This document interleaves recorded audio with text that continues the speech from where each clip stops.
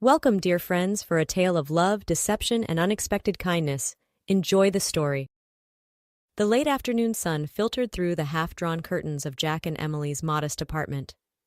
The air was thick with tension as the couple stood facing each other, their voices rising with each passing moment. "Jack, you're not listening to me!"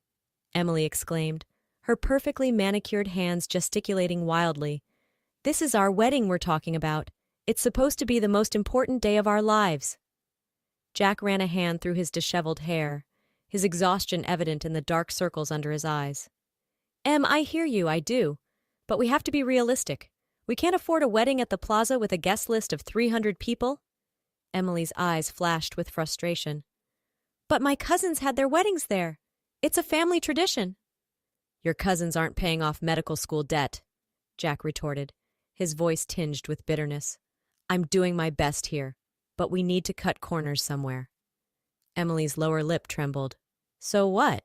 You want us to get married at the courthouse and have a potluck reception in the park?" Jack sighed heavily. "That's not what I'm saying. I just think we need to find a middle ground.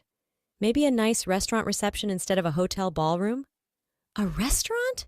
Emily scoffed. "God, Jack, do you even want this wedding at all?" Before Jack could respond, Emily grabbed her purse from the couch. "I can't deal with this right now. I need some air." Wait," Jack started, but the door slammed shut before he could finish. The sudden silence in the apartment was deafening. Jack slumped onto the couch, his head in his hands. The weight of his financial struggles pressed down on him like a physical force. He glanced at the framed photo of him and Emily from medical school graduation day. They looked so happy, so full of hope for the future. "Some doctor I turned out to be," he muttered to himself. "Can't even give my fiancée the wedding of her dreams." He pulled out his phone, checking his bank balance for the umpteenth time that week. The numbers stared back at him, a stark reminder of the mountain of debt he was still climbing. Jack burst out of the apartment building, his white coat flapping behind him as he sprinted down the sidewalk. The bus was just pulling up to the stop half a block away. "Wait! Hold the bus!" he shouted, waving his arm frantically. The bus driver, a kind-faced woman in her 50s, saw him coming and held the door. "Cutting it close today, Doc," she said with a wink as Jack bounded up the steps, out of breath. "Thanks, Rosa," he panted, fishing for his pass. "You're a lifesaver." Jack hurried through the bustling corridors of St. Mary's Hospital, nodding quick hellos to colleagues as he passed. Just as he reached the staff locker room, a hand touched his shoulder. "Dr. Peterson?" It was Nancy, one of the head nurses. "Mary needs to see you in her office right away." Jack's stomach dropped. "Did I do something wrong?" Nancy shook her head. "No idea, hun, but she said it's urgent." Mary looked up as Jack entered, her reading glasses perched on the end of her nose. "Ah, Jack, thanks for coming so quickly. Have a seat." Jack lowered himself into the chair, trying to keep his nervousness at bay. "What's this about, Mary?" Mary leaned forward, her expression serious. "We've got an unusual situation. A very wealthy patient has requested a house call and she's specifically asked for you." Jack's brow furrowed. "Me? But I'm just a resident. Surely one of the attending physicians." Mary held up a hand. "This patient is quite insistent, and given her generous donations to the hospital over the years, we're inclined to accommodate her requests. Are you up for it?" Jack nodded slowly, curiosity overtaking his initial hesitation. "Of course. When do I leave?" Jack sat in the passenger seat of the ambulance, his medical bag clutched tightly in his lap. The driver, a burly man named Mike, glanced over at him. "So, Doc, any idea what we're walking into here?" Mike asked. Jack shook his head. "Your guess is as good as mine. All I know is that she's wealthy and specifically requested me." Mike let out a low whistle. "Must be nice to have that kind of pull. Maybe she'll leave you a nice tip, eh?" Jack chuckled nervously. "I doubt it. Probably just wants a second opinion on something minor." As they turned onto a tree-lined street of massive houses, Mike's eyes widened. "Minor, huh? Take a look at where we're headed, Doc." The ambulance pulled up to a set of ornate iron gates, which swung open as if by magic. They drove up a winding driveway, passing manicured lawns and elaborate fountains. At the end stood a mansion that looked like it belonged in the pages of a luxury real estate magazine. "Holy!" Jack breathed, taking in the sight. Mike parked in front of the grand entrance. "Well, Doc, looks like you've hit the jackpot with this house call. Good luck in there." A butler led Jack through opulent hallways adorned with priceless artwork and antiques. They stopped outside a set of double doors. "Mrs. Thompson is waiting for you, Doctor," the butler said, opening the doors with a flourish. Jack stepped into what appeared to be a bedroom larger than his entire apartment. Sitting up in a four-poster bed was an elderly woman, her silver hair perfectly coiffed despite her apparent illness. "Ah, you must be Dr. Peterson," she said, her voice surprisingly strong. "I'm Sarah Thompson. Thank you for coming on such short notice." Jack approached the bed, setting his bag down. "It's a pleasure to meet you, Mrs. Thompson. What seems to be the problem?" Sarah waved a hand dismissively. "Oh, just the usual aches and pains of old age. But that's not why I called you here, young man." Jack paused in the middle of taking out his stethoscope. "I'm not sure I understand." Sarah's eyes twinkled with mischief. "How would you like to make a lot of money, Dr. Peterson?" Jack's jaw dropped. "Excuse me?" Sarah leaned forward, her gaze intense. "I have a proposition for you, Dr. Peterson. I need someone to pretend to be my son for 1 month. In return, I'll pay you a sum that will clear all your debts and then some." Jack took a step back, his mind reeling. "Mrs. Thompson, I can't do that. It's unethical, not to mention illegal." Sarah chuckled. "My dear boy, there's nothing illegal about an old woman wanting some company. As for ethics, well, sometimes the ends justify the means, don't you think?" Jack shook his head. "I'm sorry, but I can't." $1 million, Sarah interrupted. "Tax-free." The number hit Jack like a physical blow. He thought of Emily, of the wedding she dreamed of the life they could have without the crushing weight of debt. "Why me?" he managed to ask. Sarah's expression softened. "Because you remind me of my late son, and because I can see in your eyes that you're a good man who's struggling. Let me help you, Jack." Jack stood frozen, torn between his ethics and the temptation of financial freedom. Jack unlocked the door to his apartment, his mind still spinning from Sarah's offer. As he stepped inside, he immediately noticed something was off. The place felt emptier. "Em?" he called out. No response. He walked into the bedroom and froze. Emily's closet was open and empty. Her makeup was gone from the dresser. On the bed was a note. With shaking hands, Jack picked it up and read, "Jack, I can't do this anymore. I love you, but I can't marry someone who doesn't share my dreams. I'm staying with my sister. You have 1 month to figure out if you want this wedding as much as I do. Emily." As if on cue, his phone rang. It was Emily. "Em, please," Jack said as soon as he answered. "Let's talk about this." Emily's voice was cold on the other end. "There's nothing to talk about, Jack. You have 1 month.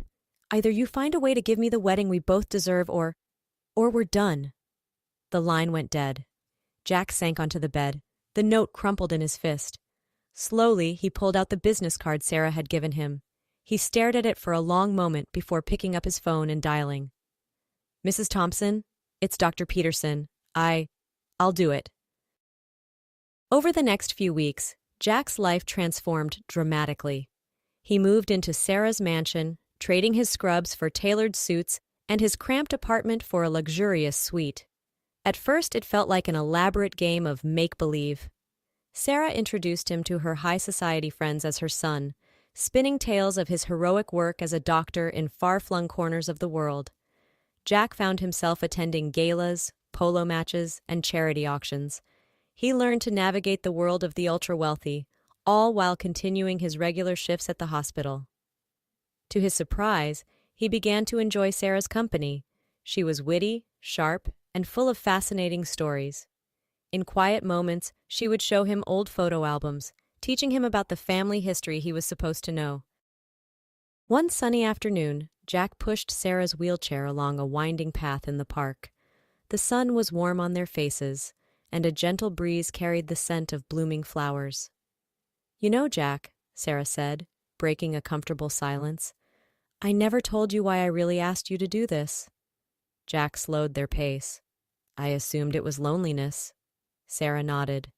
Partly, but mostly it was because I wanted to give my fortune to someone who deserved it. Someone kind. Someone who would use it to make the world a little better. Jack stopped the wheelchair, moving to face Sarah. What are you saying? Sarah reached out and patted his hand. I'm saying that you've passed the test with flying colors, my dear.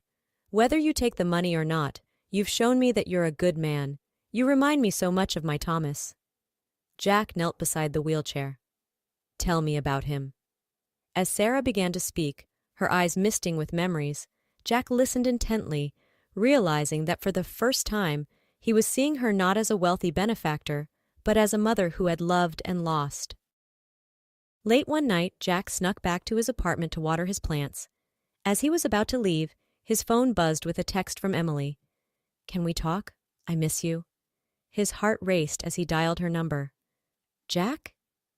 Emily's voice was soft, vulnerable. Hey, Em, he said, trying to keep his voice steady. How are you?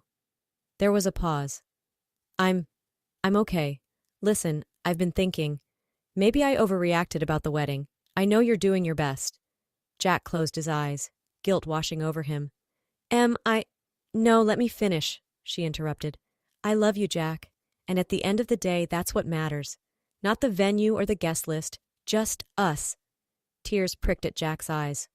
I love you too, Em, more than anything. So, Emily said, a smile evident in her voice. What do you say we just go down to City Hall next week and make it official? Jack's heart felt like it might burst. Are you sure? I've never been more sure of anything in my life.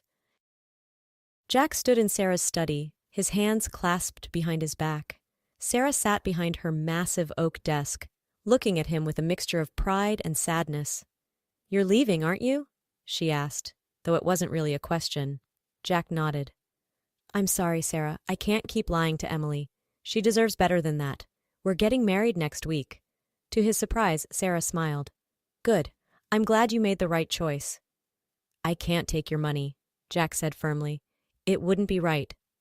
Sarah stood up and walked around the desk. Jack, my dear boy, the money was never a payment. It was always a gift. A wedding present, if you will. Jack's eyes widened. But, Sarah held up a hand. No buts. You've given an old woman a month of joy and companionship. Let me give you and Emily the start you deserve. Tears welled up in Jack's eyes as he hugged Sarah tightly. Thank you, he whispered, for everything. Jack stood nervously in a simple suit, waiting at the end of a short aisle. The room was empty save for the officiant and a couple of witnesses provided by the court. The doors opened and Emily walked in. She wore a simple white dress, her hair adorned with a small flower. To Jack, she had never looked more beautiful. As she reached him, he took her hands in his. You look amazing, he whispered. Emily smiled, her eyes shining. So do you. The officiant began the ceremony, but Jack barely heard the words. He was lost in Emily's eyes, marveling at the journey that had brought them to this moment.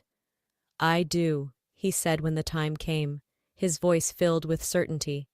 I do, Emily echoed, squeezing his hands. As they kissed, sealing their vows, Jack felt a sense of peace wash over him. Whatever challenges lay ahead, they would face them together. Hand in hand, Jack and Emily stepped out into the sunlight, officially husband and wife. They paused on the steps, grinning at each other. So, Mrs. Peterson, Jack said, ready for our glamorous wedding reception at the diner down the street? Emily laughed, but before she could respond, a voice called out, I think we can do a bit better than that. They turned to see Sarah approaching, pushed in her wheelchair by Emily's sister. Behind them, a line of sleek black cars was parked at the curb. As Jack and Emily watched in amazement, caterers began unloading tables, chairs, and what looked like enough food to feed an army. What is all this? Jack stammered. Sarah's eyes twinkled. Did you really think I'd let my favorite doctor have a wedding without a proper celebration? As the impromptu reception took shape around them, Emily pulled Jack aside. Jack, she said, her voice a mix of awe and confusion, how do you know Sarah Thompson? Jack's mind raced. It's a long story. How do you know her? Emily bit her lip. She contacted me a month ago. Said she was a patient of yours and wanted to do something nice for us. I thought she was exaggerating about how much she wanted to help, but she gestured at the elaborate setup. Jack's jaw dropped as the pieces fell into place. You mean, this whole time? Emily nodded, a mischievous glint in her eye. We may have conspired a little. Are you mad? Jack looked from Emily to Sarah, who winked at him from across the makeshift reception area. He burst out laughing, pulling Emily close. Mad? I've never been happier in my life. As guests began to arrive, friends and family who had been secretly notified, Jack made his way over to Sarah. You planned all this? He asked, shaking his head in disbelief. Sarah smiled up at him. Consider it my final test, and you passed with flying colors, my boy. Jack knelt down and hugged her tightly. Thank you, he whispered. Not just for this, but for everything, for showing me what really matters. Sarah patted his back. You showed me too, Jack. Now go, enjoy your wedding, and remember, you always have a mother in me. As Jack rejoined Emily on the dance floor, he looked around at the joy surrounding them. He had entered this arrangement looking for financial freedom, but he had found something far more valuable, a renewed appreciation for love, family, and the things that truly matter in life.